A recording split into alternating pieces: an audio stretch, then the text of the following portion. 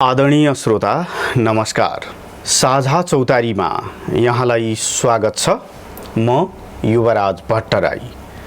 नेतादेखि जनतासम्म सबैको चौतारी हो साझा चौतारी। साझा चौतारीमा हामी विविधता दिने प्रयत्न गर्छौं, महत्त्वपूर्ण विषयमा चर्चा गर्छौं, विश्लेषण गर्छौं, त्यसैगरी कुराकानी गर्छौं। तपाईहरू सबैको चासो स्थानीय तहहरूले बजेट कसरी निर्माण गरे, के कस्ता विषयहरू प्राथमिकतामा परे, ती विषयहरू प्राथमिकतामा पर्नुपर्ने कारण के हो र कुनै विषयहरू प्राथमिकतामा परेन कि भनेर जिज्ञासा राख्ने कुरा पनि स्वाभाविक रूपमा हुन्छ। गौरादह नगरपालिकाले यसपालि योजना निर्माण गर्दाखेरि के कस्ता कुराहरूलाई ध्यानमा दियो, योजना अनुसारको बजेटको व्यवस्थापन गरेको छ कि छैन, गौरादहका योजना तथा बजेट निर्माण गर्दाखेरि यसका विशेषताहरू के कस्ता छन् भन्ने विषयमा केन्द्रित रहेर आज हामी कुराकानी गर्ने प्रयत्न गर्दैछौँ। गौरादह नगरपालिकाका नगर प्रमुख छत्रपति सुवेदीज्यू आज कार्यक्रममा हुनुहुन्छ। तपाईहरुका केही जिज्ञासाहरू पनि छन्, ती जिज्ञासाहरूलाई पनि हामी समेट्ने प्रयास गर्छौं आजको कार्यक्रममा। विशेषतामै केन्द्रित रहेर कुराकानी गर्यौं भने यहाँहरूलाई प्रश्न पार्न पनि अझ सहज हुन्छ भन्ने हामीले अपेक्षा गरेका छौं। प्रमुखज्यू स्वागत छ यहाँलाई। धन्यवाद। आनन्दै हुनुहुन्छ? आनन्दै भन्नु पर्यो। राजनीतिमा लामो समय सक्रिय हुने भन्ने कुरा पनि हुन्छ, शिष्टाचारका कुराहरू पनि हुन्छन्, दौडधुपको पनि हुन्छ। त्यसको प्रभाव कस्तो छ? यो बीचमा चाहिँ अब धेरै दौडधुप पनि गर्नुपर्ने, लामो समय बस्नु पनि पर्ने, कार्यान्वयनमा जानु पनि पर्ने, यो कुराहरूले अलिकति दौडधुप पनि सृजना गरे होला, के छ? दौडधुप त यो अब हामीहरूले सामाजिक क्षेत्रमा दौडधुप नगरी हुँदैन, गर्नै पर्छ। आफ्नो स्वास्थ्यलाई ख्याल गरेर त्यसलाई मेन्टेन गर्न सक्नुपर्छ। म अलिकति रोगी पनि हो, तर रोगी भन्न चाहन्न म आफैलाई नै। मैले मेन्टेन गरेको छु र दौडधुपले मलाई खासै फरक परेको छैन, किनभने नगरपालिकाले मलाई यातायातको साधन दिएको छ। अब त्यसमा चढेर हिँड्नु परेको छ, बढी दिमाग चाहिँ दौडाउनु पर्छ, त्यति मात्रै हो। गौरादह नगरपालिकामा पहिलादेखि नै अलिकति गुनासो आउने, सुनिने कुराहरू चाहिँ कुनै पनि कार्यान्वयनको कुरा अलिकति समयमा हुँदैन, समयमा काम हुँदैन है भन्ने खालका गुनासाहरू थिए। अब यसपालि हेर्दाखेरि चाहिँ अलिकति समयमा काम सुरु हुन्छ कि भन्ने अपेक्षा गर्न पनि सकिने अवस्था पनि छ। यसलाई चाहिँ कसरी हेर्नु भएको छ? होइन, यो के हुन्छ भने कार्य हिजोको र अहिलेमा अन्तर आउँछ त मैले पहिलेदेखि भनेको छु। म 1.5 महिना भयो नगर प्रमुखको पद सम्हालेको। मैले पद सम्हाल्ने बित्तिकै म 2-4वटा कार्यक्रममा जानुपर्ने भयो, 5-10 दिन त्यतापट्टि अलमल भयो। असार लागेपछि म धमाधम यही नगरसभाको तयारी, बजेटको तयारी, योजनाहरूको तयारीमा लागेको छु। अझै पनि नगरसभा सम्पन्न भइसकेको छैन। हामीहरूले बजेटलाई त अनुमोदन गर्यो नगरसभाले, कार्यक्रमहरू स्वीकृत गर्यो, तर अझै पनि अब हाम्रा बेरोजोहरू छन्, गत वर्षका बेरोजोहरू, त्यसलाई व्यवस्थित गर्ने यही तेस्रो नगर सभाको बैठकले लेखा समिति गठन गरेको छ। त्यो लेखा समितिले त्यसलाई अध्ययन गरेर हामी यो नगरसभा 30 गतेसम्ममा पार्लियामेन्ट्री सिस्टम सकेर लगभग 30 गते हामी सार्वजनिक गर्छौँ। यो चाहिँ त्यसले गर्दाखेरि अब कार्यान्वयनको पक्ष त तपाईँको भदौदेखि सुरु हुने हो। हरेक कुराहरू पनि अब साउन 7 गतेसम्ममा कार्यदेश दिने प्रमुख प्रशासकीय अधिकृतलाई नगर प्रमुखले दिने भन्ने कानुनी व्यवस्था छ। यो हामीले 30 गतेसम्ममा नगरसभा सम्पन्न गरिसकेपछि हामी कार्यदेश दिन्छौँ। कार्यदेश दिँदाखेरि अनि दैनिक जस्तो चाहिँ मोनिटरिङ हुन्छ, काम कसरी अगाडि बढ्यो, कसरी बढ्दैछ भनेर चाहिँ हामीले चाहिँ त्यसलाई इस्टिमेट गर्ने, ती कार्यान्वयनका कुरा गर्ने, कतिपय नियमावलीहरू छ, नियमावलीलाई चाहिँ बनाउने, भएका नियमावलीलाई संशोधन गर्ने, ऐनहरूलाई संशोधन गर्ने, कार्यविधिहरू बनाउने कामहरू हाम्रो साउनदेखि सुरु गर्छौँ। बिचैमा सायद एउटा नगरसभा, फेरि कानुनी नगरसभा भनेर मैले अस्ति विधायी नगरसभा बोलाउनु पर्छ होला पनि भनेको छु। किनभने कतिपय हाम्रोका चाहिँ नियमहरू, कानुनहरू पर्याप्त मात्रामा छैन, धेरै काम गर्नु छ। र अहिले नि अनुमान बिचमा गर्ने काम गर्दै जाँदाखेरि समस्या पर्ने विषयहरू का अल्झनहरूलाई फुकाउनका निमित्त चाहिँ त्यो कुरा हो विशेष गरी। र अहिले नै अनुमान गर्ने बेला भएको छैन, त्यो हिजोको जस्तै हुन्छ कि केही परिवर्तन हुन्छ कि गर्दा त भर्खर त सुरुवात हुँदैछ। हजुर हजुर, नयाँ नेतृत्व आएको छ, नयाँ साथीहरू आउनु भएको छ, उहाँहरूले पनि बुझ्नु पर्यो। अनि अहिले नै अनुमान गरेर काम भएन, अलिअलि छनक त सुरुदेखि नै मिल्नुपर्छ भन्ने कुराहरू त हुन्छ नि त्यसमा स्वाभाविक रूपमा। र त्यसले गर्दाखेरि काम अगाडि बढ्छ, बढ्ने कुरामा म चाहिँ आत्मविश्वास छ। तपाईँ निर्वाचित भएर आउनुभयो, अब तपाईँको विशेषतासहितको कार्यक्रम लागू हुने त अब सुरु हुने भयो होइन। पुरानाको सन्दर्भमा अलिकति यहाँनिर थोरै कुरा चाहिँ कहाँनिर जोडौँ भने जस्तै ढिलो हुने, समयमा योजनाहरू सम्पन्न नहुने, फर्चोटमा समस्या हुने, विभिन्न समस्याहरू, अनि अन्तिममा चाहिँ एकदमै झिनाझप्डी गर्नुपर्ने, दौडधुप गर्नुपर्ने कुराहरूको सन्दर्भमा यो 1-2 महिनामा अलिकति परिवर्तनको प्रयास भयो हो गौरादह नगरपालिकामा? परिवर्तन गर्ने प्रयास गरिएको छ। 2-3वटा कुरा चाहिँ हाम्रो सिस्टम, मुलुकको सिस्टम नै कस्तो हुन्छ भने हामीहरूलाई जति पैसा आउँछ त्यो चौमासिक निकासाको रूपमा आउँछ, एकचोटि सबै काम गर्न त सकिँदैन। भुक्तानी दिने कुराहरू अन्तिममै हुन्छ, कतिपय योजनाहरूको कतिपय अगाडि। त्यो चाहिँ बजेट बनाउँदा पहिले कुन कुन किस्तामा कुन कुन चौमासिकमा भुक्तानी दिने भने बनाउनुपर्छ। त्यो चाहिँ बनाउन जानिएन भने चाहिँ कार्तिकमा गर्छु भनेको काम असारमा पुग्ने कारण चाहिँ त्यो हो। कतिपय कामहरू त अलिक पछाडि ढिलो हुने कामहरू पनि हुन्छन्, अलिक लङ टाइम लाग्ने। तर हामी अब भदौदेखि यसपालिको योजनाहरू टेन्डर निकाल्नुपर्ने कुराहरू टेन्डर निकाल्छौँ भदौ र असोजमै। कार्तिकदेखि त काम सुरु गर्ने गरी, किन मौसमले पनि साथ दिनुपर्छ कतिपय फिल्डका कामहरू। उपभोक्ता समिति मार्फत गर्ने कामहरू पनि हामी भदौ र असोजभित्रमा चाहिँ सम्झौता गराइसक्ने लक्ष्य राखेको छु मैले। अब काम त्यो चाहिँ वडाहरूले पनि गर्नुपर्छ र त्यसलाई निरन्तर अनुगमन गरेर त्यसलाई छिटो गराउने कुरा एकतिर छ। अर्कोतिर अब कर्मचारीहरूबाट हुने ढिलासुस्तीलाई त केही न केही नियन्त्रणमा आइसके मैले पनि अनुभव गरेको छु। किनभने म नियमित नगरपालिका जान्छु, मैले आफै मोनिटरिङ गरिरहेको छु कि र निर्देशन पनि दिइरहेको छु सेवाग्राहीहरूलाई अनावश्यक रूपमा झोलाउने काम गर्नु हुँदैन। एकपल्टदेखि 2पल्ट चाहिँ लाउनु भरसक नलगाउनुहोस् भन्ने कुरा भनिरहेको छु। त्यसले गर्दाखेरि त्यस्तो समस्या नहोला। चालु बजेट भन्दा पनि यो अब कार्यान्वयनमा आउने हाम्रो बजेटको सन्दर्भमा, योजनाको सन्दर्भमा अलिकति विशेष चासो पनि छ, नगरवासीको चासो पनि हुने नै भयो। योजना निर्माण गर्दाखेरि यसपालि गौरादह नगरपालिकाले कस्ता विषयहरूलाई किन प्राथमिकतामा दियो, यसको अलिकति संक्षेपमा बताइदिनु न। यो 2टा कुरा छ। एउटा कुरा त अब हाम्रा आवश्यकताहरू अथाह छन्, त्यो एकैचोटि पुरा गर्न सक्दैन। हामीले अहिलेको बजेट निर्माण गर्दाखेरि निर्वाचन लडिरहँदाखेरि हामीले गरेको प्रतिबद्धतालाई चाहिँ पहिलो प्राथमिकता रूपमा राखेका पनि छौँ। मैले मात्रै होइन, मैले वडाध्यक्षहरूको उम्मेदवारले पनि प्रतिबद्धता गरेका छन् र हामीले त्यो बजेटमै पनि भनेका छौँ। हामीहरूले चाहिँ योजना तर्जुमा गर्दाखेरि हाम्रा प्रतिबद्धताहरू, यहाँका आवश्यकताहरू, निर्वाचनमा जाँदाखेरि गरेका जनप्रतिनिधिका उम्मेदवारले गरेका कबोलहरूलाई दृष्टिगत गरेर हामीले योजना निर्माण गरेका छौँ। त्यसमा सबभन्दा पहिला त गौरदहको प्रतिबद्धता हामीले नगर हस्पिटल बनाउने र स्वास्थ्य क्षेत्रमा चाहिँ बिमा चाहिँ यहीँबाट सञ्चालन हुने काम गर्छौँ भनेर चाहिँ सब गरेको, त्यसलाई चाहिँ पहिलो प्राथमिकतामा राखेर अहिले बजेटको पनि विनियोजन गरेका छौँ। अब अहिले यही भदौ महिना वर्षक अब हामीले कार्य सुरु गरिसकेका छौँ। त्यसको लागि डाक्टरहरूको विज्ञापन निकाल्ने, डाक्टर ल्याउने, बिमा संस्थानहरू छन्, त्यो कमसँग 101 शरणको कुरा पनि भइसकेको छ।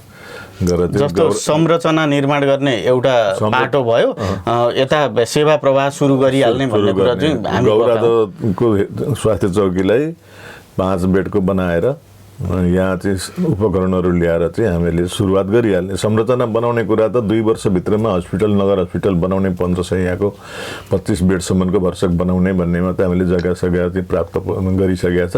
जग्गाको व्यवस्था बनाउन बाँकी छ, त्यतापट्टि त्यो अलगै पाटो हो। त्यो चाहिँ सङ्घीय सरकारले दिने अनुदानबाट भवन बन्छ। यहाँ हामीले आफूले काम कार्यान्वयन अगाडि बढाउने हो। तर यही नगरपालिकैबाट चाहिँ नगर अस्पतालको रूपमा गर्दो स्वास्थ्य चौकीले परिणत गरेर बिमा सेवा चाहिँ यहीँबाट सुरुवात गर्ने भनेपछि भदौदेखि नै त्यो कार्यान्वयनमा आउने गरी भदौ लास्टसम्ममा कार्यान्वयन आउने। हामीले अलिकति कानुनी प्रक्रिया विज्ञापन निकाल्नु पर्यो, डाक्टर नियुक्तिलाई 30-35 दिन परीक्षा लिनु पर्यो, नियुक्ति गर्नु पर्यो, मेसिन किनेर ल्याउनु पर्यो। हाम्रो अब यो के हुन्छ भने आर्थिक वर्ष सुरु भएपछि आज हिजोदेखि लगभग सर्भर बन्द भयो होला, राति 12 बजेदेखि बन्द हुने कुरा थियो, भयो भएन होइन। र पनि अब त्यो आगामी आर्थिक वर्षको चेक चाहिँ सुरुवात चाहिँ नेपाल सरकारले महालेखाले चाहिँ भदौ 2 गते मात्रै खोलिदिन्छ। त्योभन्दा बिचमा चेक काट्न पाइँदैन। हामीले सामग्रीहरू किन्नुपर्ने छ, सामग्रीहरू सिधै किन्न पाइँदैन, कोटेसन गर्नुपर्ने हुन्छ, कतिपय टेन्डर गर्नुपर्ने हुन्छ। त्यसले गर्दाखेरि 1-1.5 महिनाको टाइम खान्छ। अब हामीले एक्सरे मेसिन ल्याउनु पर्ने छ, त्यो अर्को चाहिँ एउटा रगत परीक्षण गर्ने मेसिनहरू ल्याउनुपर्छ, अनि मात्रै बिमा सञ्चालन हुन्छ, डाक्टर नियुक्ति गर्नुपर्छ, नर्स नियुक्ति गर्नुपर्छ। यो एउटा पाटोलाई खुसी साथ हामीले जनतालाई के सुनाउन सक्यौँ भने भदौको अन्तिमतिर अथवा असोजको भनौँ न सुरुवाततिरबाट बिमा लागू भएको उपचार चाहिँ गौरादबाट प्राप्त गर्न सकिन्छ भन्ने कुरा। त्यसमा हामी क्रियाशील भइसकेका छौँ, अगाडि बढिसकेका छौँ। अब यो धेरैको चासोको विषय पनि थियो लामो समयदेखि। र अर्को कुरा भनेको हामीहरूले प्रतिबद्धतामा सडकहरूलाई चाहिँ स्तर उन्नति गर्ने अथवा कालोपत्री गर्ने भनेको छ। यसपालिको बजेटले हामीले यसैपाल त अब हाम्रो लगभग 19वटा कलभट, 21वटामा 2टा कलभट अहिले पनि सम्बोधन गर्न सकिएन। 19वटा त आरसिसी कलभट बनाउन बाँकी रहेछ। म आफै हिँडेँ नयाँ वार्डमा हेर्दाखेरि अब त्यो 21वटामा 2टा चाहिँ अहिले नबनाउँदाखेरि पनि 1 वर्ष पछाडि बनाउँदा पनि त्यो खासै काम चल्छ भन्ने कुरा, काम चल्ने ठाउँ भएको हुनाले 19वटा कलभट हामीले बनाउनलाई कतिपय यो वर्ष सकिने, कोही चाहिँ बहुवर्षीय अथवा 2 वर्षमा सक्ने हिसाबले चाहिँ त्यसलाई 2-2.5 करोड रुपियाँभन्दा बढी चाहिँ विनियोजन गर्नु पर्यो। हामीले 13 किलोमिटर लगभग बाटोलाई प्रस्तावित गरेका छौँ अहिले सबै वार्ड, 9 नम्बर वार्डदेखि। अब यो कार्यान्वयन आइसकेपछि चाहिँ लगभग कलभटको समस्या, आवत जावतमा समस्या हुने बाटो चाहिँ अन्त्य हुन्छ भन्ने हाम्रो अध्ययन सकिन्छ। 1-2वटा रहन सक्ला, कहीँ क्षति पनि हुन सक्छ, भत्किन सक्छ। त्यो त निरन्तर, किनभने भौतिक पूर्वाधार संरचनाहरू त दैवी प्रकोपमा पनि भर पर्छ। कतिपय ठुल्ठुला पुल कलभट पनि भत्केका छन्। एकैचोटि सबै त सकियो अब चाहिँ पर्दैन भन्ने कुरा पनि आउँदैन। त्यसको हिजो बनाएका संरचनाको पनि पुराना हुन्छन्, भत्केला। तर पनि एकपल्टलाई गौरादा नगरपालिकाभरिमा यो वर्षदेखि अर्को वर्षसम्म हामीले कलभटहरू चाहिन्छ भन्ने माग चाहिँ नआउने बनाउने भनेर चाहिँ त्यतापट्टि लागिएको छ। अर्कोतर्फ हामीले कालोपत्रे गर्ने बाटाहरू चयन गरेका छौँ। 10वटा बाटाहरू हामीले चयन गरेका छौँ। 9 नम्बर वार्डमा छैन अहिले त्यो, किनभने पूर्वाधार संरचना नै नभएको हुनाले त्यसलाई पनि हामी 2 वर्षमा सक्ने 13 किलोमिटर बाटोलाई अहिले बेससम्म सक्यो भने अर्को वर्ष ब्ल्याकटप गर्छ। 13 किलोमिटर 9वटा बाटोको 8-9-10वटा जति बाटोमा 13 किलोमिटर यो चाहिँ हाम्रो नगरकै बजेटबाट भन्ने कुरा पनि त। नगरको बजेटबाट यसलाई जस्तै अलिकति नि यस्ता कुराहरू निर्धारण गर्दाखेरि प्राथमिकता चाहिँ हामीले कसरी निर्धारण गर्यौँ, के छ अलिकति यो विषयमा चाहिँ प्रावधानै छ। प्राथमिकता टोलदेखि लिएर नगरसम्म पहिला योजना हामीले छोटै समय भए पनि वडाहरूलाई निर्देशन गऱ्यौँ। टोल भेला गरेर टोलबाट योजना ल्याउनुहोस्, त्यसलाई टोलको प्राथमिकता राख्नुहोस्, नगर वडा समितिले त्यसलाई प्राथमिकरण गरेर लिएर आउनुहोस्, अनि वडा समितिले ल्याएको प्राथमिकरणलाई फेरि ल्याएर चाहिँ नगरपालिका कार्यपालिका बैठकमा ल्याउनुहोस्। कार्यपालिका बैठकले पनि त्यसलाई चाहिँ विषयगत समितिमा लगेर प्राथमिकरण गर्नुहोस्, अनि त्यो प्राथमिकरणको उसमा चाहिँ फेरि कार्यपालिका बैठकले त्यसलाई स्वीकृत गरेर नगरसभामा लाने हो। त्यो प्रक्रिया चाहिँ हामीले त्यसरी नै लगाएका छौँ। वाडाबाट आएको बाटोहरूलाई प्राथमिकता बनाएको मतलब अब कसैको कुराहरू आउँछ नि त, पहुँच कसैको छ भने उसका अगाडिको बाटो चाहिँ कालोपत्रे पनि गर्ने, ड्रेन पनि गर्ने भन्ने जस्ता कुराहरू आउँछन् नि, हामीले चाहिँ प्रक्रिया अन्तर्गतै गरेका छौँ भन्ने नै प्रक्रिया। पहुँच यहाँ कसैको सिफारिसको आधारमा होइन, पहुँच वडा त एउटा वडा समिति भनेको त आधिकारिक संस्था हो नि, त्यहाँबाट निर्णय गरेको 5जना सदस्यहरूले निर्णय गरेर पठाएको निर्णयलाई चाहिँ पहुँच भन्न मिल्दैन। त्यो आधिकारिक मान्नु पर्यो त्यसलाई त त्यसरी नै गरिएको छ। कालोपत्रेको प्रक्रिया सुरु हुने वडाका बाटाहरूमा होइन, अब नगरकै बजेटबाट। विशेष गरी कालोपत्रेका योजनाहरू त माथिबाटै पहल प्रयत्न गरेर धेरै ल्याएर मात्रै सम्भव हुने अवस्था हुन्छ त्यो ठुल्ठुलो लामो दूरीका बाटाहरू कालोपत्रे गर्ने कुरा यहाँबाट सम्भव पनि हुँदैन। त्यो चाहिँ तिनको सन्दर्भमा चाहिँ हामीले केही निर्धारण गरेका छौँ, यी यस्ता बाटाहरू चाहिँ हामीले माथि माग गर्नुपर्छ है भन्ने हामीले मागे पनि छौँ, प्रक्रिया अगाडि बढाए पनि छ। गौरादहमा जम्मा लामा चाडा बाटा छन् अहिले सडक, त्यो चाडा बाटो चाहिँ एसियाली विकास ब्याङ्कको सहयोगमा निर्माण गर्नको लागि अन्तिम चरणमा पुगेको छ। अलिकति अब यो सरकारको खटपटले गर्दाखेरि रोकेको मात्रै मैले चाहिँ महसुस गरेको छु। पहिला सङ्घीय स्थानीय विकास मन्त्रालय अन्तर्गत सङ्घीय मन्त्रालय सरकारको अन्तर्गतमा रहन्थ्यो यो ग्रामीण के अरे सडक सञ्जाल आयोजना भनेर, त्यसलाई चाहिँ एडिबी पनि भन्छन् अलिकति छोटकरीमा एडिबीको। त्यो आयोजना अन्तर्गत चाडा बाटा छन् हाम्रो गौरदहमा। गौरदह नगरपालिकासँग सम्बन्धित चाडा बाटा म नामै भनिदिन्छु। एउटा सीतापुरी रङपुर स्कुल चौन सोमी चोक चपरामारी दामुना खजुरगाँसी सडक भने 21 किलोमिटर छ। त्यस्तै अर्को अर्जुन राईको घरदेखि डिठा चोक दहलु ठकठके ठेकीटोलासम्मको पनि 21 किलोमिटर बाटो छ। त्यस्तै गरेर अर्को चाहिँ यो पाडाजोगी झारका बालुबथानदेखि यता आएर चान्दु भद्रकाली त्यहाँदेखि कोहबरा दामुना गरे हुलाकी मार्गको चाहिँ रतुवा पुल भन्ने अर्को बाटो छ। अर्को चाहिँ खरेल डाँडा बरगाछी जामबारी जोरपोल हुँदै गौरादह गौरीगञ्ज खानेपानीसम्मको अर्को बाटो छ। यो एडिबी अन्तर्गत सर्वे भइसकेर यसको चाहिँ अन्तिम चरणमा पुगेका बाटाहरू हुन्। त्यस्तै गरेर अब यो डिपमा उठा भन्छौँ हामीले, त्यसलाई चाहिँ स्कुल चौन गौरिया सडक पनि भन्ने गरेको छ। त्यसको काम भइरहेको छ, अगाडि बढिरहेको छ प्रदेश सरकारबाट। र मुख्यमन्त्री ग्रामीण सडक भनेर चाहिँ वार्ड नम्बर 3मा त्यो निरन्तर अगाडि बढिरहेको छ। त्यो यसपालि पनि 40 लाख रुपियाँ पैसा प्रदेशले छुट्याएको छ। हामीले त्यसलाई चाहिँ त्यसको चाहिँ 30% 12 लाख रुपियाँ हामीले पनि छुट्याएको छ। त्यो चाहिँ साझेदारीमा हुन्छ, त्यो अगाडि बढ्छ। त्यस्तै गरेर 50 लाख रुपियाँ पैसा खरेल डाँडा जामबाडी सडक भनेर प्रदेशले छुट्याइदिएको छ। त्यसको पनि सुरुवात अगाडि बढ्छ। तपाईँको यो पेट्रोल पम्प पूर्वको सडक राधाकृष्ण मन्दिर सडक भनेर चाहिँ 50 लाख रुपियाँ समपूरक अनुदानमा सङ्घीय सरकारले छुट्याएको छ। त्यसलाई पनि अगाडि बढाउँछौँ हामीहरूले। यस्ता पुल कलबटहरू पनि सङ्घीय सरकारबाट सम्बोधन गरेका स्थानीय तह अन्तर्गत आएका कुराहरू छन्, त्यसलाई पनि अगाडि बढ्छ। तर हामीहरूले गर्ने चाहिँ भनेको 13 किलोमिटर चाहिँ नगरपालिकाको आफ्नो बजेटले हो। बजेटको भित्र पर्ने यो 78 करोडको जुन बजेट छ त्यसभित्र पर्ने बाटाहरू। अब जस्तै त्यसपछिको विशेषतामा अब बाटोसँगै व्यवस्थित गर्नका निमित्त ड्रेन निर्माणको कुरा भन्ने कुराहरू पनि धेरैतिरबाट उठ्ने विषय रहेछ। बजेटको विशेषता हेर्दाखेरि ड्रेन निर्माणलाई अलिकति प्राथमिकता दिएर जानुपर्छ भन्ने किसिमका कुराहरू पनि छन्। अब तपाईँसँग यहाँ हुँदै गर्दाखेरि आएको जिज्ञासालाई पनि मैले यहाँनिर जोड्नुपर्छ। जस्तै अनिस कार्कीले एउटा जिज्ञासा राख्नु भएको छ, ड्रेन टु ड्रेन कालोपत्रे भन्ने विषय कार्यान्वयनको सम्बन्धमा तपाईँले उठाउनु भएको विषय पनि हो यो, तर यसलाई चाहिँ सम्बोधन गर्न सके जस्तो देखिएन योजनामा भन्ने विषय उठान गर्नु भएको छ। यसको विषय चाहिँ के हो खास भने यो ड्रेन टु ड्रेन बनाउनुपर्छ भन्ने धारणा हो। ड्रेन टु ड्रेन सडक कालोपत्री गर्नुपर्छ। डिपुदेखि गौरादह बजारसम्मको बाटो चाहिँ साँघुरो छ र दुईतिर साइडहरू खाली छ। तर यो कस्तो छ भने यो चाहिँ तराई मधेस विशेष कार्यक्रम अन्तर्गत सङ्घीय सरकारले अलि टेन्डर लगाएर त्यसलाई फर्सट नगरेको अवस्थाको सडक छ।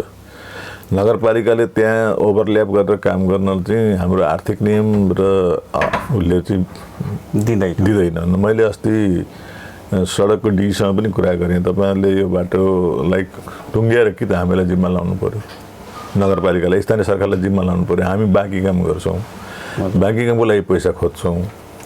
भन्दाखेरि उहाँलाई यसपालि पनि बजेट विनियोजन भएको छ। हामी त्यो उसलाई अगाडि काम तुलाचन पुर्याउने काममा अगाडि बढ्छौँ, म सल्लाह गरौँला भनेको छ र उहाँहरूसँग वार्ता हुन्छ। त्यहाँको उपभोक्ताहरूले मलाई भन्नुभयो थियो अब ड्रेन टु ड्रेन कालोपत्र गर्ने कि इन्टरलक गर्ने भन्ने कुरा छ।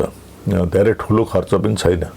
ड्रेन त बनिएको छ, कतिपय ठाउँमा ड्रेन बन्न बाँकी छ। पानीको निकास पनि अब यो चाहिँ मेडिम्याक्सको उसमा ल्याएर त्यसै दक्षिणतिर जाने पानीको पनि एउटा समस्या छ। त्यसलाई पनि हेरेर छलफल गर्नु पर्यो, छलफल टुङ्ग्याउनु पर्यो। पानी त त्यसै जाँदैन, पानी जानलाई बाटो पनि दिनु पर्यो, ड्रेनको पानी आएर जाने ठाउँ पनि बनाउनु पर्यो, त्यसलाई छलफल पनि गर्नुपर्छ। बाँकी रहेको अब उतापट्टि ड्रेनमा तपाईँको चाहिँ सिङ्गापुर ड्रेन भनेर चाहिँ एउटा हामीले 10 लाख रुपियाँ पैसा राखेका पनि छौँ। त्यो चाहिँ साझेदारी गर्ने भनेर चाहिँ दिपु पश्चिमलाई त्यो गौरिया लगेर मिसाउने यसपालिको कार्यक्रममा छ। ड्रेनको विषयमा चाहिँ राधाकृष्णदेखि चाहिँ गोल्सा गोदामसम्मको ड्रेनलाई पनि हामीले बजेट छुट्याएका छौँ यहाँको समस्यालाई। अब यो बजारको विषयमा चाहिँ मैले अस्ति साथीहरूलाई भने पनि टेलिफोनमा, उहाँले अब प्रतिक्रिया त के दिनुभयो त्यतापट्टि भन्दा पनि त्यो चासो राख्नु स्वाभाविकै हो, किनभने हामीहरूले त्यसलाई बनाउनुपर्छ भन्ने मान्यता राख्या हो। सबै काम एकैचोटि हुँदैन। अब यसलाई चाहिँ पुससम्ममा सडकले हामीलाई यदि हस्तान्तरण गरिदियो भने इन्टरलकिङ चाहिँ गर्न सकिन्छ कि त्यो ड्रेनदेखि बाँकी पिचसम्मको बाटो जुन छ त्यसमा इन्टरलकिङ गरियो भने सुन्दर पनि देखिने। अब साझेदारीमा गर्नुपर्ने हुन्छ कतिपय सहरका कुराहरू त होइन, त्यसलाई चाहिँ हामीले यो मध्यवर्ती नगरसभामा त्यसलाई विचार गर्ने, बजेटलाई अलिकति खोजी गर्ने भन्ने पनि राखेको छ। त्यो अब एकैचोटि सबै काम सम्बोधन हुन सक्दैन, त्यो नजरमा छ, नजरबाट पर परेको चाहिँ होइन। त्यो बिचमा आफू खुसी काम गर्यो भने त अप्ठ्यारो पनि हुन्छ होला। अप्ठ्यारो हुन्छ। नगर प्रमुख सबै तानिनु पर्ने अवस्था पनि हुन्छ। तपाईँको उदाहरण छ, अघिल्लो कार्यकालमा पूर्व नगर प्रमुखले आफ्नो घर अगाडि नै भन्ने पनि आलोचना भयो। यहाँ चाहिँ त्यो डिभाइडरको रूपमा चाहिँ फुलबारी बनाउने भनेर चाहिँ 15 लाख रुपियाँ नगरपालिकाबाट ल्याएर चाहिँ निर्णय गराएर उहाँले काम गर्नुभयो। त्यो मुद्दा चाहिँ अख्तियारमा अहिले पनि त्यो मुद्दा विचाराधीन छ, विशेष अदालतमा पुगेको छैन। पुग्यो भने त्यसको के हुन्छ भने त्यसको त्यो पनि ओभरल्याप हो। सडकले मानिराखेको थिएन, उहाँले गर्दैन भयो जबरजस्ती। सडकले मानेको भए त त्यो मुद्दै पर्ने थिएन भने। अब यस्ता कुरा कानुनी अडचनहरू हुन्छन् र गर्छु भन्ने चाहना हुँदाहुँदै कतिपय कामहरू गर्न सकिँदैन। त्यसलाई अब हामी सडकसँग वार्ता गरेर उसले चाहिँ स्वीकृति अब यो चाहिँ मेरो एरियामा पर्दैन, ठेक्काको एरियामा पर्दैन भनेर लिखित रूपमा स्थानीय तहलाई दियो भने आगामी कार्यक्रममा पुस माघसम्ममा पनि त्यसलाई सम्बोधन गर्ने अथवा सुरुवात गर्ने मेरो आफ्नो चाहिँ विचार हो। समस्या चाहिँ के देखिन्छ भने हरेक बजारहरूमा अब गौरादामा त भनौँ न, गौरादा बजार मात्रै त होइन नि होइन, अब अन्य बजारहरू पनि छन्। अनि त्यसको चाहिँ अलिकति ड्रेनको त्यस्तो अथवा निकासको व्यवस्थापन चाहिँ हुन नसक्दाखेरि डुबान हुने के हुने त्यो किसिमका समस्याहरू पनि देखिन्छन्। यो कुरालाई चाहिँ हामीले समग्र अन्य बजारहरूको सन्दर्भमा पनि कसरी हेरेका छौँ? सबभन्दा ठुलो बजार गौरादा हो, यहाँ व्यवस्थित छैन। हिजो निर्माण बजार बसाउँदाखेरि पनि व्यवस्थित तरिकाले बसाएको छैन। अब यसलाई व्यवस्थित गर्नु त टाइम लाग्ने भयो। अब त्यसलाई अन्य बजारहरूमा पनि खासै अब जस्तो हाम्रा ठुला बजार भनेको स्कुल चौन, ग्वालडुबा, बैगुन्धुरा, अब त्यहाँ बजार क्षेत्रमा त ड्रेन बनाउने काम थोरै मात्रामा, बालुबथान चप्रामारीमा ड्रेन बनाउने काम गरिएको छ। त्यसलाई अरू व्यवस्थित गर्दै लाने र अब बनाउने सहरहरू जहाँ बस्छन् त्यसलाई चाहिँ हामीले चाहिँ भू उपयोग नीति पनि बनाउँदैछौँ। यो चाहिँ असोज सम्बन्धमा सकिन्छ। सडक मापदण्डको नियमावली पनि बनाउँदैछौँ। अहिले सर्वे भइरहेको छ, त्यो कहाँ कहाँ कस्तो बनाउँदा ठिक हुन्छ, कुन वाडामा।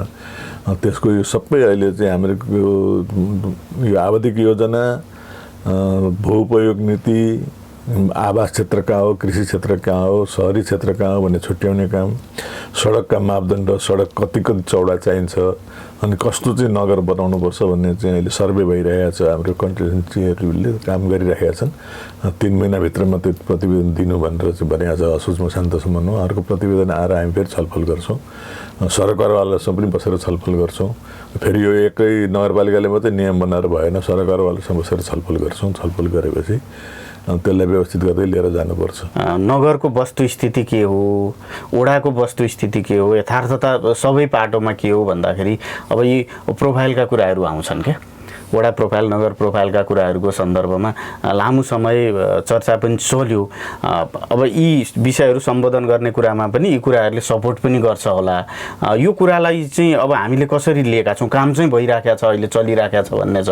नगर प्रोफाइलको अहिले डाटा सङ्कलन गर्ने काम भइरहेको छ। प्रत्येक वडामा 3-3 जना 4-4 जनासम्म कर्मचारी खटाएर काम भइरहेको छ, डाटा सङ्कलन हुँदैछ। लगभग 3 महिनाभित्रमा त्यसको प्रतिवेदन आउँछ होला। हामी डिजिटल प्रोफाइल बनाउँदैछौँ, त्यो गत वर्षदेखि सुरु भएको हो र अहिले आएर पनि त्यो काम अगाडि बढिरहेको छ। यसपालि सम्पन्न हुने अवस्था हुन्छ? सम्पन्न हुन्छ। टोटल बजेटमा हामीले विकास निर्माणमा खर्च गर्ने बजेट चाहिँ कस्तो देखिन्छ? अब यो हाम्रो लगभग 40% पुँजीगत खर्चमा जान्छ टोटल बजेटमा। हाम्रो 78 करोड मध्येमा 29 करोड रुपियाँ त तपाईँको 78 करोड मध्येको 29 करोड चाहिँ सशर्त अनुदानको चालु खर्च नै हो। हजुर, सशर्त अनुदानको चालु खर्च नै 29 करोड रुपियाँ छ, जो कि 32 करोड आएको थियो। त्यो अरू चाहिँ सशर्त र 6 करोड रुपियाँ जति मात्रै हामीहरूकोमा यहाँ खर्च हुन्छ। 26 करोड चाहिँ चालु छ र त्यसमा पनि कतिपय चाहिँ चालुका हुन्छन्, हामीले हाल्ने पैसाहरू पनि चालुमा जान्छन्। र हाम्रो चाहिँ लगभग 30 करोड रुपियाँ बराबरको पुँजीगत खर्च हुन्छ विकास बजेट भनौँ न। 78 करोड मध्ये 48 करोड रुपियाँ चाहिँ प्रशासनिक खर्चमा, 12 करोड 13 करोड लगभग पैसा जान्छ। प्रशासनिक खर्च भनेको कर्मचारीको तलब भत्ता, नगरपालिकाको मात्रै त्यो चाहिँ फेरि अब कलारका कर्मचारी, इन्जिनियर, सरसफाइ, फोहोर बेहोरा व्यवस्थापन, यिनीहरूमा त्यो पैसा जान्छ। बाँकी रहेको पैसा हामीले अरू खर्च गर्ने हो। शिक्षकहरूको तलब, स्वास्थ्यको, कृषिको तलबहरू माथिबाट आउने थायी कर्मचारीको तलब र अरू कार्यक्रमहरू, त्यो चाहिँ 29 करोड रुपियाँ त तोकेर आएको छ। त्यो कहीँ पनि अन्त जाँदैन, लान पनि हामी सक्दैनौँ। जे भनेको छ त्यो गर्ने, त्यही प्रयोग गर्ने। पुग्यो भने त्यसले सक्ने, नपुगे थपेर गर, उब्रियो भने फिर्ता पठा, पुगेन थपेर गर, उब्रियो भने फिर्ता पठा। त्यो खालको बजेट हो त्यो। बाटोको कुरा आयो, ड्रेनको कुरा आयो होइन। त्यसपछि जस्तै अब तपाईँले चुनावमा गरेका प्रतिबद्धता, त्यो कार्यान्वयन त महत्त्वपूर्ण नै हुन्छ। जनताले तपाईँका तिनै योजना कुराहरू सुनेर नै गरेका हुन्छन्। ती कुराहरूमा अस्पतालका कुराहरू पनि थिए, प्रतिबद्धताका कुराहरू। थप तपाईँका प्रतिबद्धता कार्यान्वयन गर्ने दिशाको विशेषता चाहिँ के छ त्यहाँ? प्रमुखज्यूका होलान्, उपप्रमुखज्यूका होलान्, वडाध्यक्ष। त्यसमा व्यक्तिगत प्रतिबद्धता भन्दा पनि हाम्रो दलगत प्रतिबद्धता थियो होइन। हामीले निर्वाचन लड्दाखेरि हाम्रो पार्टीले प्रतिबद्धता पत्र निकालेको थियो, पार्टीले घोषणा पत्र निकालेको थियो। अब सँगसँगै जोडियो, फेरि अब पार्टी मात्रै रहेन, अब जनतासँग गरिएका कुराहरू पनि जोडियो। 3टा कुरालाई हामीले समावेश गरेर चाहिँ योजना बनाउनु पर्ने हुन्छ। अब ती चाहिँ 5 वर्षसम्ममा हामीले पुरा गर्नुपर्ने कुराहरू छन्। जस्तो गौरादाकै हकमा भन्नुहुन्छ भने मैले चाहिँ सपिङ मल बनाउने भनेर भनेको छु। मैले यही तपाईँको एफएमको अगाडिपट्टि गएर बोलेको, म कहिले त्यो बोलेको छुइनँ। म त्यसको प्रक्रियामा नीति कार्यक्रममा पनि लेखेको छु। नीति कार्यक्रम स्वीकृति पनि गरेको छ नगरसभाले। अब त्यसलाई अगाडि बढाएर हामीले वडा नम्बर 1 कार्यालय भएको त्यो चाहिँ पुरानो चाहिँ गोदाम, सहकारीको गोदामको क्षेत्रलाई व्यवस्थित गरेर चाहिँ एउटा मल बनाउने, त्यसमा चाहिँ नगर विकास समितिबाट ऋण लिएर कतिपय त त्यो चाहिँ अग्रिम रूपमा चाहिँ 20-25 वर्षसम्मलाई चाहिँ भाडामा दिने भनेर पनि उठाउन सकिन्छ। निजी क्षेत्रबाट पनि पैसा लिन सकिन्छ। त्यसले गर्दा एउटा यो मेरो कार्यकालभित्रैमा सपिङ मल बनाउने भन्ने मेरो प्रतिभा छ। त्यो सुरुवात हुन्छ। हजुर, सार्वजनिक शौचालयको कुराहरू छ, जस्तो यहाँ जग्गा प्राप्ति भइरहेको छ। अस्ति पनि मैले वडा नम्बर 1 को वडाध्यक्षसँग छलफल गरेँ। ल ठिक छ, त्यहाँ सपिङ मल बनाइयो भने शौचालयको त व्यवस्था होला, गर्न सकिन्छ त्यो, किनभने आधुनिक रूपमा बनाइसकेपछि त्यो दुर्गन्ध आउने कुरा त्यही हुन्छ। त्यसलाई त्यही हामीलाई चाहिँ सेफ्टी ट्याङ्की र सेफ्टी ट्याङ्की बेला मौकामा सफा गर्ने ठाउँ बाटो त्यो खालको बनाइयो भने त आधुनिक शौचालय बनाउन सकिन्छ। तर डिपुमा समस्या हो। अब डिपुलाई के गर्ने हो भने डिपुमा 2टा कुरा मैले उहाँलाई भने। एउटा चाहिँ ट्याक्सी र यो टेम्पोहरूलाई राख्ने ठाउँ, त्यो साह्रै अस्तव्यस्त ट्राफिक उभो छ, सडक पनि साँघुरो छ। त्यो राख्ने ठाउँ कहीँ लिजमा पाइन्छ भने 8-10 वर्षको लागि चाहिन्छ भने त्यही साइडमा मास्तिर त्यो यता पोखरीतिर आउने बाटोतिर खाली जग्गा छ कसको छ, एकपल्ट कुरा गरौँ, भाडा तिरौँ। त्यसलाई व्यवस्थापन गर्न सकिन्छ भने बनाएर चाहिँ पुरेर अलिकति त्यसो पनि गर्नु पर्यो। अब शौचालयलाई पनि अलिकति 2 दूर जग्गा जति चाहिँ डिपोमा भेट्ने खोजिदिन सक्नुहुन्छ भने र अरू 3 दूर जग्गा अलिक टाढै भए पनि पाइप चाहिँ लाने ठाउँ चाहियो। अलिक ठुलो पाइप लगेर सेफ्टी ट्याङ्की बनाउने ठाउँ चाहिँ कहीँ खोजिदिन सक्नुहुन्छ भने त्यतापट्टि अगाडि बढाउनुपर्छ। बजेट बरु पछि कहीँ रकम अन्तर गरौँला भनेर चाहिँ तपाईँले त्यसमा लाग्नुहोस् भनेको छु मैले उहाँलाई व्यक्तिगत रूपमा भन्नाले। अब अहिले चाहिँ जबसम्म स्थान पाइँदैन तबसम्म त गर्छु भनेर के गर्ने कि त घुम्ती बनाउनु पर्यो। जग्गा चाहिँ निशुल्कै प्राप्त गर्नुपर्ने खालको अब निशुल्क त्यसलाई हामीले खरिद गर्ने प्रक्रियामा गएर गर्न सक्ने अवस्था नै हुन्छ। समस्या त ठुलै समस्या हो यो। दुईटा कुरा, निशुल्क पाउँदा त सबभन्दा राम्रो, कसैले दिनु पनि सबभन्दा राम्रो। तर निशुल्क पाइएन सशुल्क पाइयो भने पनि बनाउनु चाहिँ पर्यो भने त किन्नु पनि पर्यो नि त। निर्णय बनाउनु पर्यो। जग्गा किन्नलाई चाहिँ हाम्रो अथोरिटी हुँदैन, निजी हाम्रो आन्तरिक स्रोतले किन्नु पर्ने त पाउँछौँ हामीले किन्न। एउटा नियमावली बनाउने हो, किन्ने हो। तर सबभन्दा पहिला त प्राप्त गर्नु पर्यो नि त। सशुल्क पाउने हो कि निशुल्क पाउने हो, प्राप्त गर्ने प्राप्त गर्ने पर्यो। जस्तो हामीले बस पार्क बनाउँछौँ भनेको छ, बस पार्क बनाउनलाई जग्गा प्राप्त गर्नु पर्यो। बस पार्क कहाँनिर बनाउने उपयुक्त ठाउँ?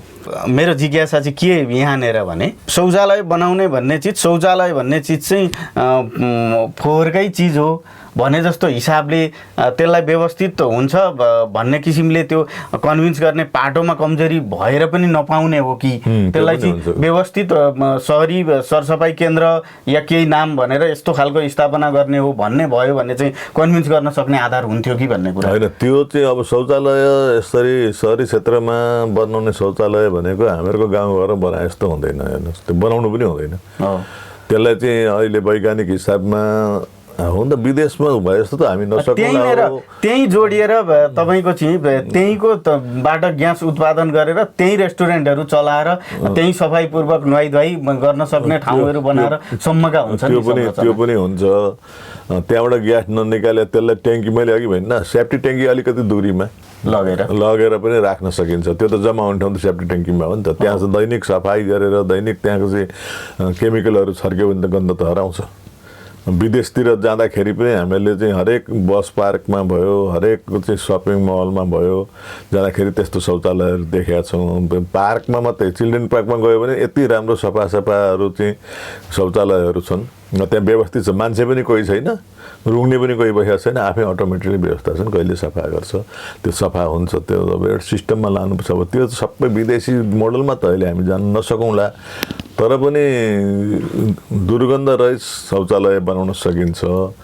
त्यहाँ विश्वस्त स्थानीयहरूलाई विश्वस्त गराउने खालको आधार चाहिँ निर्माण देखिन्छ। त्यो समस्या पनि होला जग्गा प्राप्त नहुनुमा, होइन? भनेपछि त्यतापट्टि पहल प्रयत्न सुरु भएको छ। सुरु गर्ने हो भने त्यतापट्टि सुरु भइसकेको छ। किनभने अहिले बजेटमा परेन भन्नु भने बजेटमा त अब थोरै पैसा राखिएको छ। सामान्य सम्बोधन त गरे जस्तो गरिएको छ। सार्वजनिक शौचालय भनेर अहिले 20 लाख रुपियाँ राखेको छ। अब त्यो अहिले तुरुन्तै गर्न नसक्यो भने यसलाई चाहिँ 1 वर्ष 1.5 वर्षभित्रमा शौचालय निर्माण गर्ने लक्ष्य छ। अब तपाईँले त्यतिखेर पनि यो छोरी बुहारी शिक्षाको सन्दर्भमा कुरा उठाउनु पनि भएको थियो। यो कुराको सम्बोधन गर्ने प्रयत्न पनि गरिएको छ। यो कार्यान्वयनको पाटोले एउटा सकारात्मक सन्देश पनि प्रवाह गर्न सक्ने सम्भावना हुन्छ। अब सामुदायिक भनौँ न क्याम्पसमा आउने गरी आकर्षण पैदा गर्ने खालका शिक्षाको सन्दर्भमा अलिकति सामुदायिक शिक्षाको गुणस्तर सुधार गर्ने कुराहरूको सन्दर्भमा चाहिँ के छ हाम्रो विशेष? यो विशेषता पनि एउटा भयो। अब यो विशेष गरेर छोरीबारीहरूलाई डिप्लोमा अध्ययन गर्दा क्याम्पसमा गर्दाका छोरीबारीले भन्ने उद्देश्यले राखिएको कार्यक्रम हो। त्यसमा अब अहिले यकिन त छैन, मैले बजेटमा अलिकति व्यवस्थापन गरेको छ। पछि त्यसलाई पुग नपुग फेरि थपघाट गरेर लान सकिन्छ, शुल्क तिर्दिने कुरा हो। अब त्यहाँ अहिले सामुदायिक कलेज हाम्रो कृषि कलेजमा चलिराखेको छ, त्यसले समस्या छ। यसपालि त्यसलाई चाहिँ सञ्चालनमा ल्याउनको लागि पनि बजेटको व्यवस्था गरेको छ। 30 लाख रुपियाँ पैसा छुट्याइएको छ प्रदेश सरकार र हामीहरूको संयुक्त उसमा। त्यसलाई फर्निचर गरेर त्यो अगाडि लान्छौँ। अब त्यसको गुणस्तरको विषयमा यो क्याम्पस चाहिँ नगरपालिका क्षेत्रभित्र पर्दैन। होइन 12 कक्षासम्मको मात्रै अनुगमन सम्मान गर्न सकिने कुरा हो। र पनि त्यहाँ चाहिँ क्याम्पस प्रशासन टियुसँग बसेर छलफल गरेर त्यसलाई कसरी अगाडि बढाउनु छ त्यो सकिन्छ। फेरि हामीका नागरिक उत्प्रेरित गर्ने यो चाहिँ उत्प्रेरितको लागि, किनभने महिलाहरू विशेष गरेर छोरीबुहारीहरूले डिप्लोमा अध्ययन गरून् हाम्रै स्थानीय क्याम्पसमा भन्ने खालको बिहे गरिसकेपछि चाहिँ के पढ्ने भन्ने खालको पनि छ नि हामी कहाँ त्यो समस्या सिर्जना। किनभने समस्या कसले फिस तिर्दिने कसले त्यहाँ जाने भन्ने चाहिँ त्यो समस्या नहोस्, शुल्क तिर्दिने बिस्तारै अरू सुविधा पनि दिने हो। हामीले त्यस हिसाबले अरू पनि हामीले राखेका छौँ। शिक्षा क्षेत्रमा प्राविधिक शिक्षा हासिल गर्ने विपन्न परिवारलाई पनि विद्यार्थीलाई पनि केही सहयोग गर्ने भनेर थोरै थोरै सम्बोधन गरेका छौँ। अस्ति एउटा कमेन्ट मैले यहीँ भन्न मन लाग्यो, मदन भण्डारी स्मृति प्रतिष्ठानको लागि भनेर चाहिँ त्यो चाहिँ अक्षय कोष भन्ने विद्यार्थी अक्षय कोष हो। त्यो त्यहाँ एकजनाले कमेन्ट गर्नुभएछ यो त राजनीति भएन र भनेर। अब त्यो आँखा त्यस्तो भयो उहाँको हेर्ने दृष्टिकोण। तर त्यहाँ त जो पनि सिधै भन्दाखेरि एमालेका नगर प्रमुख आउनुभयो, एमालेका नेताको नाममा बजेट छुट्यो भन्ने किसिमको त्यो त एउटा चाहिँ सिटिभिटीले चलाएको इन्स्टिच्युट हो। त्यहाँ प्राविधिक शिक्षा हुन्छ, त्यहाँ पढाइ हुन्छ, त्यहाँ जुनसुकै नेपालीका छोराछोरीले पनि गएर पढ्न पाउँछन् अनि तिनले त्यो छात्रवृत्ति पाउन सक्छन् भन्ने चाहिँ सोचाइ भएन नि त भन्न खोजेको होइन। हाम्रो त्यो छिटो कमेन्ट गर्ने त एक किसिमको बानी पनि हुन्छ, गहिराइमा नगएर गर्ने कुरा। अब कतिपय कुराहरू चाहिँ यसरी बुझाइदिएपछि पनि प्रष्ट हुन्छ। अब अलिकति हामीले विभिन्न खालका कार्यक्रमहरू सञ्चालन गर्छौँ, त्यो मध्येमा क्षमता विकासका कार्यक्रमहरू पनि प्रशस्त मात्रामा वडादेखि नगरसम्मले सञ्चालन गर्ने गर्दछ। क्षमता विकासका कार्यक्रमहरू हुनुपर्छ भन्ने एउटा जबरजस्त पाटो पनि छ। त्यसले मानिसलाई स्वरोजगार बनाउने, क्षमतावान बनाउने होइन ती कुराहरूमा छन्। सँगसँगै तिनको कार्यान्वयन प्रभावकारिताको सन्दर्भमा पनि प्रश्न उठ्ने गर्छन् होइन। अगाडि पनि यो किसिमका प्रश्नहरू धेरै उठेका हुन्। जस्तै निश्चित व्यक्तिहरू दोहोरिरहने, अनि त्यो कमिटमेन्ट चाहिँ त्यो व्यवसाय गर्छु भन्नेमा नहुने, तर त्यो समय व्यतीत गर्नकै लागि मात्रै भए पनि जाने भन्ने किसिमका कुराहरू छन्। र एउटा योसँग सम्बन्धित जोडिएको एउटा जिज्ञासा पनि आएको छ। पुष्प भट्टराईले लेख्नु भएको छ, म चाहिँ सिलाइ कटाइ व्यवसायी, हाम्रो नगरमा सिलाइ बुनाइ तालिमका नाममा वर्षेनी लाखौँ बजेट छुटिन्छ, त्यो समय बिताउने मेलो मात्र भएको जस्तो देखिन्छ। दक्ष कामदारको अभावले व्यवसाय धरापमा छ होइन। हामी दक्ष कामदार प्राप्तै गर्दैनौँ, तर सिलाइ कटाइको काम चाहिँ सधैँ चलिराखेकै हुन्छ। त्यो खालको अवस्था छ। सम्बन्धित क्षेत्रका व्यक्तिहरूसँग सल्लाह गरेर कार्यक्रम कार्यान्वयन भएदेखि सहज हुन्थ्यो कि भन्ने जिज्ञासा पनि छ। अब यो प्रसङ्गमा अलिकति जाँदाखेरि जस्तै त्यो तालिम लिने व्यक्तिहरूको प्रतिबद्धता, उसको आवश्यकतालाई अध्ययन गर्ने, यसलाई चाहिँ अलिकति प्रभावकारी रूपमा लाने सन्दर्भमा पनि हामीले केही सोचेका छौँ। के छ यो चाहिँ कस्तो हुन्छ भने अब वडाहरूले पनि त्यस्तो कार्यक्रमहरू राख्नुभएको छ। सिलाइ कटाइ मात्रै होइन, विभिन्न खाले कार्यक्रम विभिन्नलाई त्यो चाहिँ कार्यान्वयन गर्ने पक्ष सम्झौता गर्ने चाहिँ नगरपालिकाले हो। त्यो उहाँलाई चाहिँ आफ्नै उसमा जिम्मेवारीमा दिएको छ। वडा स्तरीय कार्यक्रमहरू उहाँहरूलाई हामी निर्देशनात्मक रूपमा अलि राम्रो प्रभावकारी बनाउनुहोस् भनेर भनेको छ। अब हामीले नगरले गर्ने जुन कार्यक्रम क्षमता विकासका कार्यक्रम हुन्छ त्यसको लागि त हामी प्रस्ताव कुन कार्यक्रम गर्ने भन्ने अहिले टुङ्गोमा बजेट एकमुष्ट छ। सिलाइ कटाइ गर्ने कि अन्य विकासका अरू तालिमहरू गर्ने कि प्लम्बिङ गर्ने कि ड्राइभिङ गर्ने कि इलेक्ट्रोनिक्स गर्ने कि कम्प्युटर गर्ने कि मोबाइल गर्ने भन्ने कुरो त छुट्याएको छैन अहिले हामीले। त्यो जब छुट्याइसकेपछि हामीले चाहिँ नगरपालिकाबाट सूचना प्रकाशित गर्छौँ, प्रस्ताव माग्छौँ। यो सिलाइ कटाइ अथवा यस्तो तालिम गर्ने भएको हुनाले यतिजना चाहिँ हामीलाई सहभागीहरू चाहियो, त्यसले निवेदन दिनुहोस् भन्छौँ। अर्को कुरो यो तालिम गराउने चाहिँ संस्था, दक्ष जनशक्ति भएको संस्थाले चाहिँ कसले गराउन सक्नुहुन्छ, कतिमा गराउन सक्नुहुन्छ, प्रस्ताव ल्याउनुहोस् भनेर सूचना प्रकाशित गर्छौँ।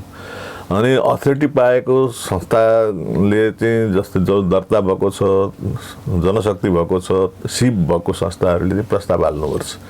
अनि त्यो प्रस्तावमा उत्कृष्ट कुन लाग्छ नगरपालिकालाई त्यसलाई स्वीकृत गरेर त्यसलाई त्यो कामको जिम्मा दिइन्छ। अनि दिएर त्यो काम अगाडि जान्छ, एकदम पारदर्शी हुन्छ त्यो नि।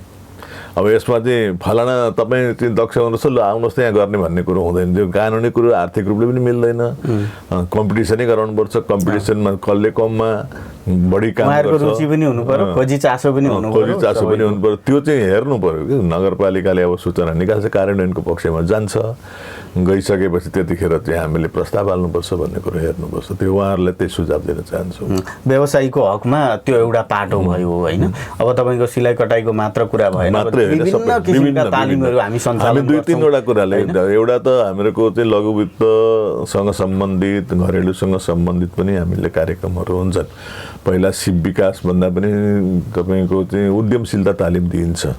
त्यो चाहिँ हामी वार्ड छुट्याउँछौँ, वार्ड छुट्याएर चाहिँ 20 जनाको दरले उद्यमशीलता तालिम दिन्छौँ। त्यो उद्यमशीलता तालिम लिएका 10 दिनको तालिम लिइसकेपछि उद्यम भएर के गर्ने भन्ने कुरो तालिम लिइसकेपछि उहाँले चाहिँ कुन सिप सिक्ने भनेर फेरि हामीले चाहिँ सिप विकासको तालिम दिन्छौँ।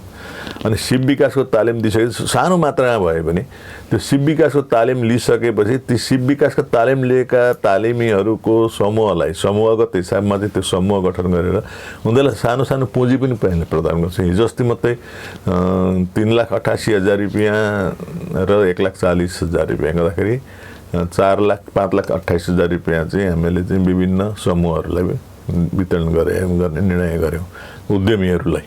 उनीहरूले चाहिँ जस्तो त्यहाँ चिप्स उद्योग, आलु चिप्सको 5 नम्बरमा थियो, उहाँहरूलाई 50,000 रुपियाँ।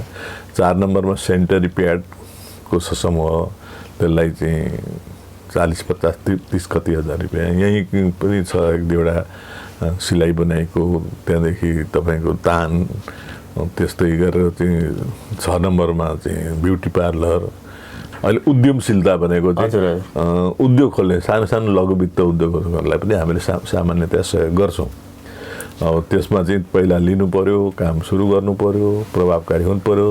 अगरबत्तीको पनि छ, कहीँ एक ठाउँमा कहाँ अगरबत्ती छ 3 नम्बरमा पनि। अब त्यसलाई चाहिँ अलिकति छनौट जनशक्ति छनौट गर्दाखेरि चाहिँ प्रतिबद्धता सहित गर्नुपर्छ भन्ने तालिम लिएर उहाँहरूले चाहिँ सिप सिकिसकेपछि त्यसलाई चाहिँ कार्यान्वयनमा ल्याउनु पर्यो कि कार्यान्वयन ल्याउनलाई चाहिँ नगरपालिकाले पनि सपोर्ट गर्ने, उहाँहरू पनि लाग्नु पर्यो, पेसाको हिसाबमा लाग्नु पर्यो भन्ने कुरा हो। त्यसरी हामीले अगाडि बढाउँछौँ। अब समय पनि साँघुरो छ हामीसँग, अलिकति पारदर्शिताका सम्बन्धका प्रश्नहरू बेला बेलामा आउँछन्। ती प्रश्नहरू आउनु पनि पर्छ। सञ्चार माध्यमहरूमै पनि समाचार देखिराखेका छौँ, प्रमुखज्यूले पनि देखिरहनु भएको छ होला। सञ्चार माध्यमहरूलाई खबर गर्ने विभिन्न कार्यक्रमहरू हुँदाखेरि ती जनतासँग पुगोस् भन्ने कुराको सन्दर्भमा चाहिँ गौरादा नगरपालिकाले अलिकति कन्जुसाइ गर्छ कि भन्ने किसिमका खबरहरू, ती कुराहरू, असन्तुष्टिका कुराहरू पनि आउने गर्छन्। त्यो चाहिँ अब कस्तो हुन्छ भने सायद अलिक हतारो भयो त्यो टिप्पणीहरू जस्तो लाग्छ मलाई। हामीले नीति कार्यक्रममा सञ्चार माध्यमलाई खबर गरेकै हो। कतिले पाउनु हो, कतिले पाउनु, त्यो त प्रशासनले मैले निर्देशनै दिएको हो। तपाईँहरूले पनि पुग्नुभयो, त्यो फोटोसोटो खिच्नुभएको छ। त्यो नीति कार्यक्रम पढ्दैकै फोटो अघि देखेको थिएँ मैले, तपाईँहरूले आज यहाँ कार्यक्रम हुन्छ भनेर। अहिले पार्लियामेन्ट्री चलिराखेको छ, हामीले त्यसलाई सञ्चारलाई बोलाएका छौँ, टेलिभिजनलाई सम्म बोलाएका छौँ होइन, खिचिया छ। अब हामी 30 गते त्यसलाई ओपनिङ गर्दैछौँ। ओपनिङमा त हामी त बोलाइहाल्छौँ नि, अनि उहाँ सबै थाहा पाइहाल्नुहुन्छ लेख्ने गरी। ओपनिङ काम नगरसभा सिद्धिया छैन। 1-2 जनाले अब साथीहरूले नगरसभा चालु छ भनेर लेखेको छ, यता त सक्यो भनेर चाहिँ लेख्नुहुन्छ अर्कातिर। नगरसभा सिद्धिएकै छैन। हामी अहिले त त्यो प्रक्रियामा छौँ। सिद्धिसकेपछि यो हो है भनेर बोलाउनुहुन्छ, पत्रकार सम्मेलनै गर्नुहुन्छ। पत्रकार सम्मेलन ओपनिङ गरेर हामी पत्रकारलाई खबर गर्छौँ। हजुर, उहाँहरूले त्यहाँ सुन्नुहुन्छ, हामीले चाहिँ सुनाउँछौँ हाम्रो कार्यक्रमहरू यो हुन्, हामीले यति गऱ्यौँ अहिले, असार 10 गतेदेखि लिएर असार 30 गतेसम्म गरेका काम यी हुन् भनेर सुनाउँछौँ नि। अनि ओपनिङ त्यो कार्यक्रम तय नै छ। अलिकति हतार भयो कुरा नै हो। अर्को कुरा मैले नीति कार्यक्रममा तपाईँहरूले पढ्नु पनि भयो होला, गौरादको सञ्चार क्षेत्रमा गौरादकै आफ्नो नीति हुन्छ, आफ्नै ऐन हुन्छ र आफ्नै कार्यक्रम हुन्छ भनेर भनेको छ। त्यो बनाउनु छ हामीले। हामी गौरादका सञ्चारकर्मीहरूलाई, मिडियाहरूलाई कसरी चाहिँ हामीले सहयोग गर्न सक्छौँ, के उपलब्ध गराउन सक्छौँ, गौरादका विशेष गरेर बाहिरका भन्दाखेरि पनि हामीले त्यहाँ इङ्गितै गरेको छ गौरादका भनेर। स्थानीय भनेको छ नि त, स्थानीय भनेको त गौरादा नै हो। अनि हामी अब विज्ञापन कसरी उपलब्ध गराउँछौँ भन्ने कुरो हामी नीति नै बनाउँछौँ। नीति बनाएर त्यो नीति अनुसार चलेपछि त कसैलाई काखा पाखा हुँदैन। कुनै पत्रकार मेरो नजिकै छ त्यसलाई आएर चाहिँ विज्ञापन दिइहाल्ने हजुर अनि कुनै चाहिँ अलिकति टाढा छ मेरो आलोचना गरेर लेख्छन् त्यसलाई चाहिँ पस्नै नदिने आस्थाका आधारमा पनि होला अथवा छैन त्यस्तो हुँदैन अब एउटा नीति बनाउँछौँ हामीहरूको सामान्य स्रोत सामान्य कार्यक्रमहरू स्थानीय तर त्यो पत्रकारहरू चाहिँ आधिकारिक हुनु पर्यो प्रेस काउन्सिलसँग सम्बन्धित हुनु पर्यो पत्रकार महासङ्घसँग पनि सम्बन्धित हुनु महासङ्घ भन्दा नि काउन्सिलसँगै हुन्छ महासङ्घ चाहिँ राजनीति गर्ने नै हिसाब राजनीति भन्दा पनि त्यो पनि एउटा फोरमै हो संलग्न उनीहरूले समेट्दैनन् समेटेन भने पनि प्रेस काउन्सिल त सबैले हुनु पर्यो त्यसले गर्दाखेरि उहाँहरूलाई दिने हामीहरूले दिने विज्ञापन न हो अरू के दिने सूचनाकै कुरा सूचनाको कुरा सूचना दिने हो विज्ञापन हामीहरूका विज्ञापनहरू उपलब्ध गराइदिने हो व्यवस्थित तरिकाले गौरादह नगरभित्रका सञ्चार माध्यमलाई सूचना सुसूचित गर्ने वातावरण जनतालाई गराउने दिशामा त्यसबापत हामीले विज्ञापनमा केही सम्बोधन नै भएन भन्ने किसिमको कुरा पनि छ मैले हेर्दाखेरि चाहिँ केही सम्बोधन गर्ने ठाउँहरू राखेको जस्तो पनि देखेँ बजेटमा के हुन्छ भने अब हामीहरूले जस्तो एक दुईवटा हामीहरूका आफ्नै कार्यक्रम एफएमसँग सम्बन्धित कार्यक्रमलाई बजेटिङ गरेका छौँ टिभीसँग सम्बन्धित कार्यक्रमलाई लेखेका छौँ होइन पत्रकार महासङ्घको कुरा पनि लेखेका छौँ पत्रकारहरूको एउटा चाहिँ यो क्षमता विकासको लागि पनि लेखेका छौँ त्यो भनेको चाहिँ ती कार्यक्रम भयो अलग्गै कार्यक्रम भयो तर हामीले विज्ञापन उपलब्ध गराउने भन्ने चाहिँ हामीहरूको अलग्गै एउटै शीर्षक हुन्छ पुस्तक पत्र पत्रिका सूचना प्रकाशन भन्नेमा 40 लाख रुपियाँ हाम्रो विनियोजन छ त्यसले हाम्रा विज्ञापनहरू हामीले टेन्डर निकाल्नु पर्यो भने सूचनाका विज्ञापनहरू पुस्तकहरू खरिद गर्नु पर्यो भने यी सञ्चारसँग सम्बन्धित त्यो हो अब त्यसबाट दिने हो कि त्यसो फेरि यहाँ त कस्तो बुझिन्छ भने 40 लाख सबै पाउने पनि होइन त्यसबाट निकालेर दिने हो हामीहरूको कति हामीले दिन सक्छौँ भन्ने कुरा हो त्यो बजेटमै छँदै नभएको भन्ने कुरा त्यो चाहिँ अब कसरी उहाँहरूले बुझ्नुभएको छ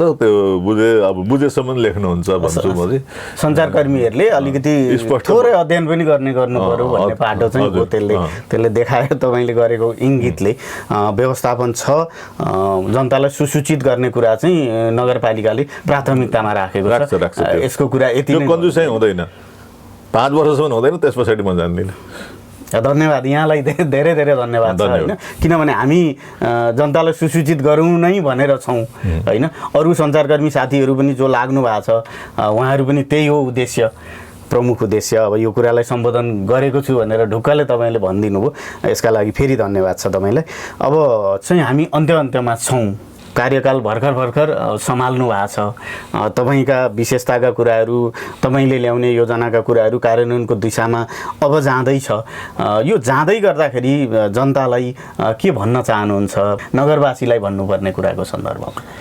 नगरवासीलाई त म के आह्वान गर्छु भने अब हाम्रा कति आवश्यकताहरू अथाह छन् हामी यस्तो नगरमा छौँ जहाँ अहिले पनि दैवी प्रकोपले पश्चिम क्षेत्र र बिचैको कतिपय क्षेत्रहरूमा एकपल्ट त्राई बनाइसक्यो अझै कतिवटा त्यस्तो समस्या आउने हो अहिले रतुवा नदीले 4 ठाउँ भत्काएर सामान्यतया रोकथामको काम गरिराखेका छ हामीले नगरपालिकाबाटै यस्ता समस्याहरू पनि आउँछन् महामारी पनि आउन सक्छन् तर विकास निर्माणका कुरा निरन्तर हुने कुरा हुन् आवश्यकताहरू विकास निर्माण भन्ने कुरो चाहिँ यो भौतिक विकास मात्रै हो अन्य पनि विकासहरू छन् सामाजिक विकास भयो तपाईको चाहिँ मानसिक आर्थिक विकासका यी कार्यक्रमहरू हामीले भर्खर सुरुवात गर्न सोचेका छौँ सोचेअनुसारको प्रयत्न गर्छौँ अहिले नै हतारो हुन्छ गर्यो भने टिप्पणी गर्ने बेला भएको छैन पहिला अब गर्न थालिसकेपछि निरन्तर हिजोको जस्तै प्रक्रिया अगाडि बढ्यो गौरदह नगरपालिकामा त्यस्तै खालको भयो भने